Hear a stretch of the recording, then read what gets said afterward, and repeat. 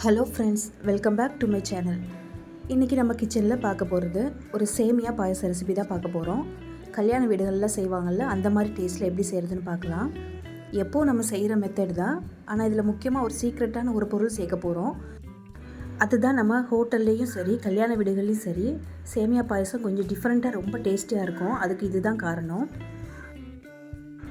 இதில் நம்ம சேமியா மட்டும் இல்லை, ஜவ்வரிசி இது கூட சேர்த்துருக்கோம். அதனால் இதில் டேஸ்ட்டு ரொம்ப அட்டகாசமாக இருக்கும். இது செய்கிற நேரமும் ரொம்ப கம்மி தான். இது கண்டிப்பாக ட்ரை பண்ணி பாருங்கள். வாங்க இப்போ இந்த சேமியா பால் பாயசம் எப்படி செய்கிறதுன்னு பார்க்கலாம். இந்த பாயசம் பண்ணுறதுக்கு நான் இன்றைக்கி 125 கிராம் அளவுக்கு ஜவ்வரிசி எடுத்திருக்கேன். சின்னதாக குட்டியாக கிடைக்கும்ல கடைகளில், நைலான் ஜவ்வரிசின்னு சொல்லுவாங்க. அந்த ஜவ்வரிசி தான் நான் இன்றைக்கி எடுத்திருக்கேன். 125 கிராம், 1 கப் அளவுக்கு இருக்குது. இதை தண்ணி ஊற்றி 2-3 வாட்டி வாஷ் பண்ணி எடுத்துக்கலாம். இது ஊற வைக்கணும்னு அவசியம் இல்லை, நல்லா அலசி எடுத்துக்கிட்டாலே போதும், அதுலேயே ஊறிடும் உங்களுக்கு. இப்போ நம்ம இதை வேக வைக்கிறதுக்கு 1.5 லிட்டர் அளவுக்கு தண்ணி எடுத்துக்கோங்க. இது வெந்து வர்றதுக்கு இந்த தண்ணி அளவு ரொம்ப கரெக்டாக இருக்கும். இப்போ இந்த தண்ணி நல்லா கொதித்து வரட்டும். இப்போ பாருங்கள், தண்ணி நல்லா கொதித்து வருது. இப்போ நம்ம கழுவி வச்சுருக்க ஜவ்வரிசி இதில் சேர்த்துக்கலாம். நீங்கள் நல்லா கொதிக்கிற தண்ணியில் இது போடும்போதே ஓரளவுக்கு வெந்துடும். இது ரொம்ப நேரம் வேக வைக்கணும்னு அவசியம் இல்லை, ஒரு 3 நிமிஷம் வரைக்கும் வெந்தாலே போதும், நல்லா வெந்து வந்துடும். போட்ட உடனே நல்லா கலந்து விட்டுக்கோங்க, இல்லை கொஞ்சம் கட்டி ஆகிற மாதிரி இருக்கும். இப்போ பாருங்கள், நான் கொஞ்சம் கொஞ்சமாக வெந்து வருது.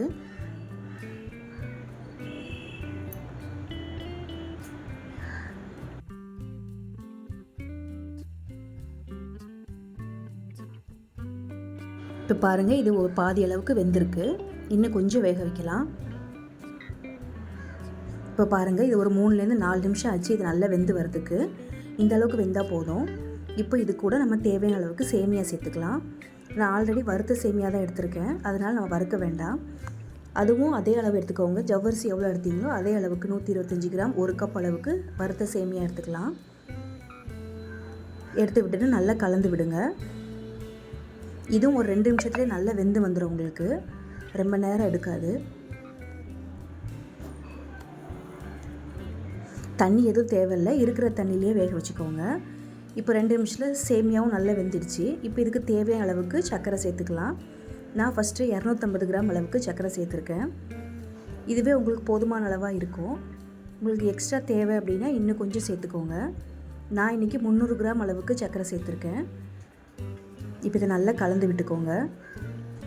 எனக்கு இன்னும் கொஞ்சம் இனிப்பு தேவைப்படுறதுனால ஒரு 50 கிராம் அளவுக்கு எக்ஸ்ட்ரா சேர்த்துருக்கேன். இப்போ இது எல்லாம் நல்லா கொதிக்கணும்னு அவசியம் இல்லை, இருக்கிற சர்க்கரை நல்லா கரைஞ்சி வந்தாலே போதும். இப்போ இதை நல்லா கலந்து விட்டுக்கலாம்.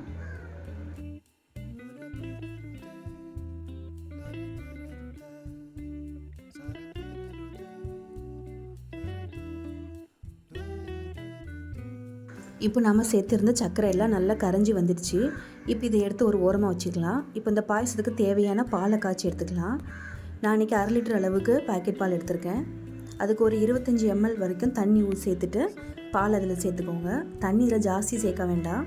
இப்போ இந்த பால் நல்லா கொதித்து வருது.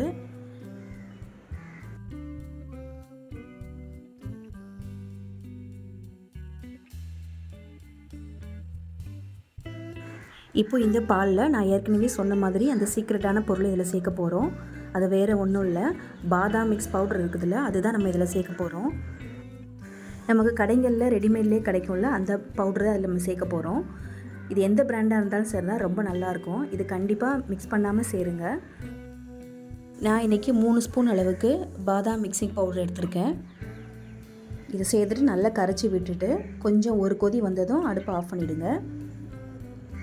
அவ்வளோதான், நம்ம சேர்க்க வேண்டிய பாலும் ரெடி ஆகிடுச்சு. பாருங்கள், ஒரு கொதி கொதித்து வருது. அடுப்பை ஆஃப் பண்ணிவிட்டு இப்போ இதை நம்ம செஞ்சு வச்சுருக்க சேமியா கூட சேர்த்துக்கலாம்.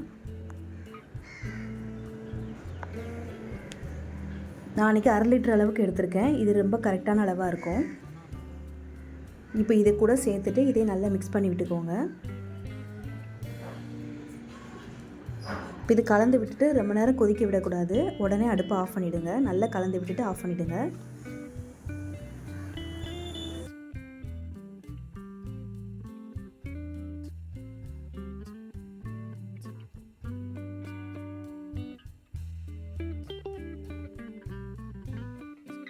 இப்போ இது கூட நம்ம எல்லா பாயசத்துக்கும் செய்வோம்ல, அதே மாதிரி நெய்யில் முந்திரி பருப்பு, காஞ்ச திராட்சை, ஏலக்காய் எல்லாத்தையும் ஃப்ரை பண்ணி இதில் சேர்த்துக்கலாம்.